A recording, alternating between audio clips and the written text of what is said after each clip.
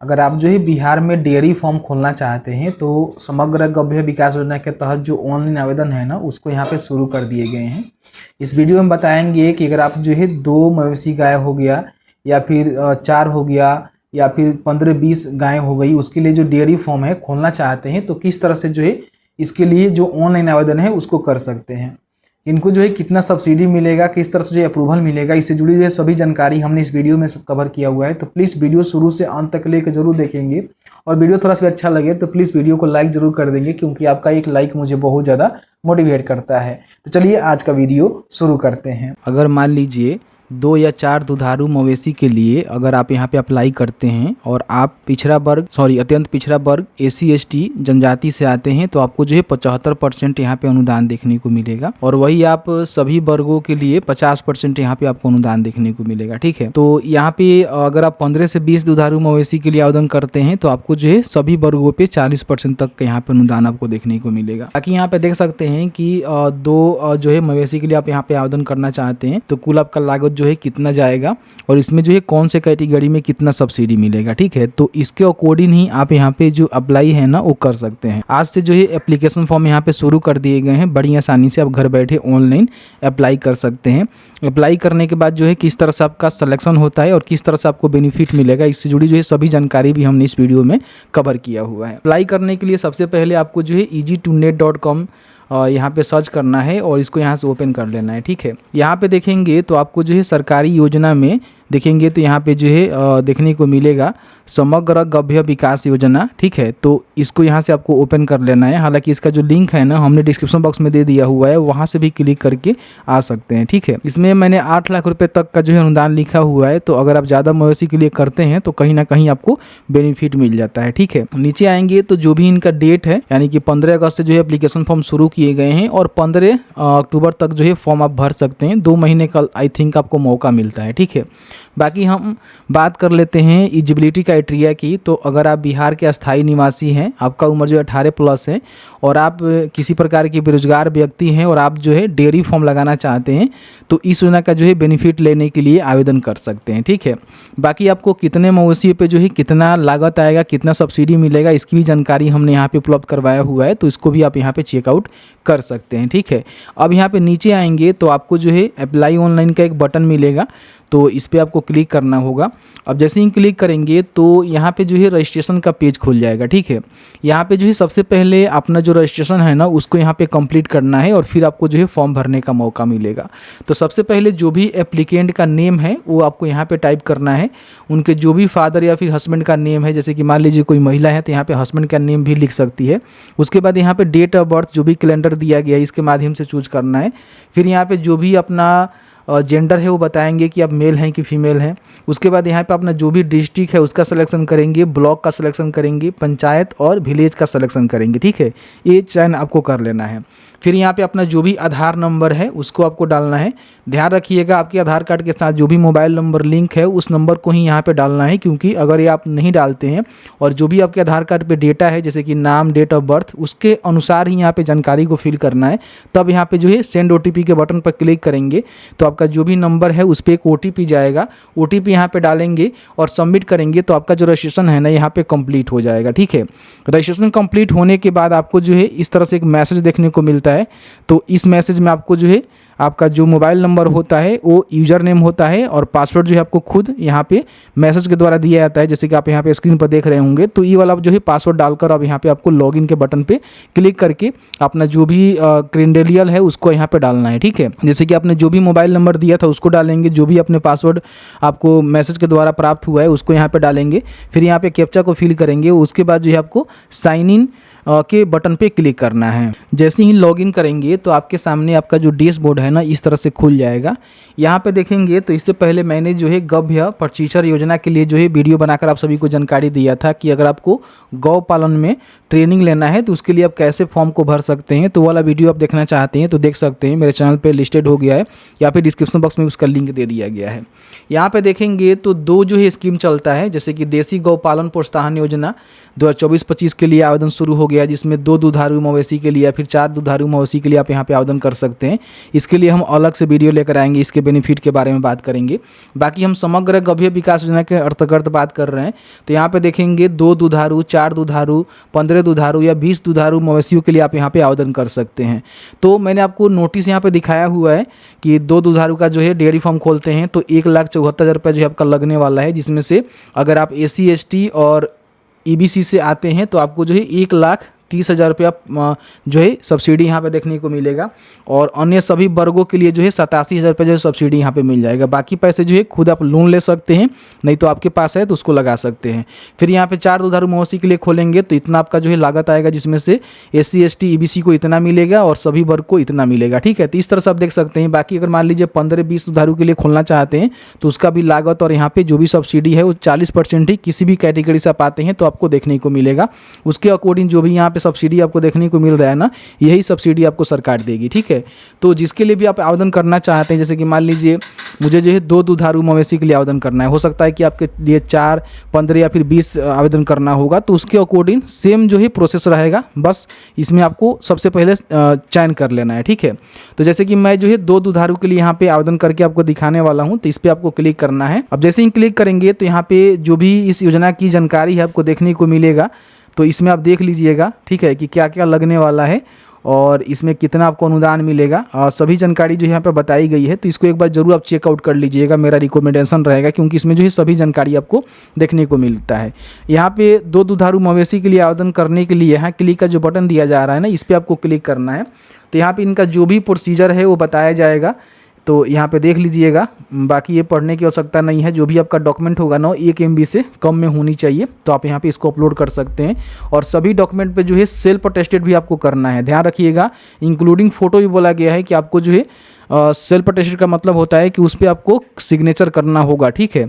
और यहाँ पे देख सकते हैं कि उन्होंने बताया हुआ है कि please take print out of your register application for future reference, यानी कि जो भी आप फॉर्म को भरेंगे उसका प्रिंट आउट जरूर लेंगे, वो बताएंगे कैसे आपको करना है।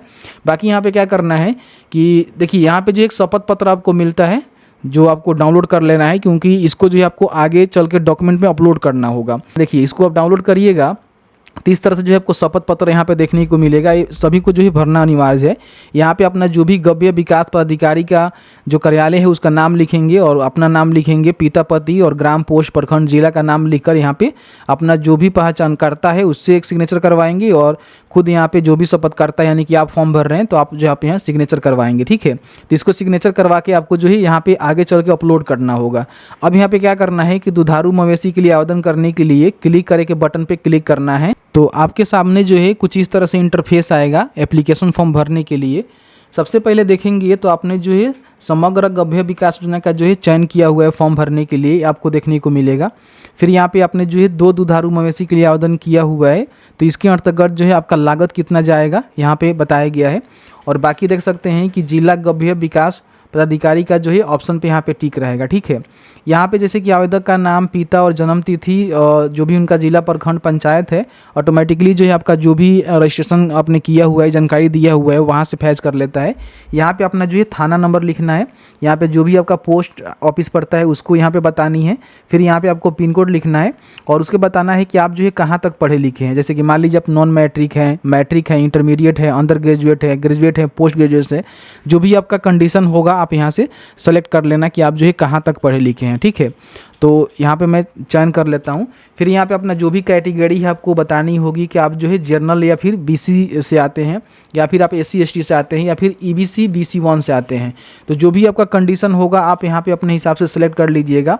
जनरल अगर BC2 से आते हैं तो आपको जाति नहीं देना होगा, SC ST से आते हैं और EBC BC से आते हैं तो आपको जो है जाति यहाँ पे देना पड़ेगा, ठीक है। तो इस तरह से आपका सिलेक्शन करना है, इसके अकॉर्डिंग ही आपको सब्सिडी मिलेगी। फिर यहाँ पे अपना जो भी पेशा है बताएंगे कि आप क्या करते हैं, किसान हैं, बेरोजगार युवक हैं, या फिर किसी प्रकार की कोई काम नहीं करते हैं तो NA लिख सकते हैं, नॉट एप्लीकेबल, ठीक है। या फिर आप कुछ करते हैं तो उसकी जानकारी जरूर बता देंगे। उसके बाद यहाँ पे देखेंगे तो बताया जाएगा कि वर्तमान में आवेदक के पास मवेशियों की संख्या जैसे कि मान लीजिए अभी आपके पास अगर गाय हैं तो यहाँ पे बता सकते हैं कि मेरे पास एक गाय है, नहीं है तो आप इसको जीरो कर देना। अगर आपके पास भैंस है तो आप बता सकते हैं, नहीं है तो जीरो कर देना। फिर यहाँ पे अगर आपके पास बाछी वगैरह वगैरह हैं तो उसकी जानकारी दे सकते हैं, नहीं है तो इसको भी आप जीरो कर सकते हैं।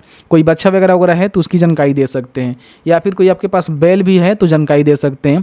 तो देख लीजिए, अगर आपके पास है तो ठीक है, नहीं है तो आप जीरो भी कर सकते हैं। जो वर्तमान में आपके पास नहीं है लेकिन फ्यूचर में आप डेयरी फार्म खोलना चाहते हैं तो आपको जो है गाय खरीद कर जो है लाना होगा, उस पर आपको सब्सिडी मिलेगा। हम उसकी रिगार्डिंग बात करेंगे। वर्तमान में आवेदक के पास कुल उत्पादित दूध की मात्रा लीटर में बताएंगे। जैसे कि मान लीजिए आप यहाँ पे बताएंगे कि मेरे पास गाय है, भैंस है, तो अगर वो दूध वगैरह वगैरह देती है तो आपको बताना है कि जो कुल उत्पादित दूध की मात्रा है वो वर्तमान में आवेदक के पास कितना है, बता सकते हैं।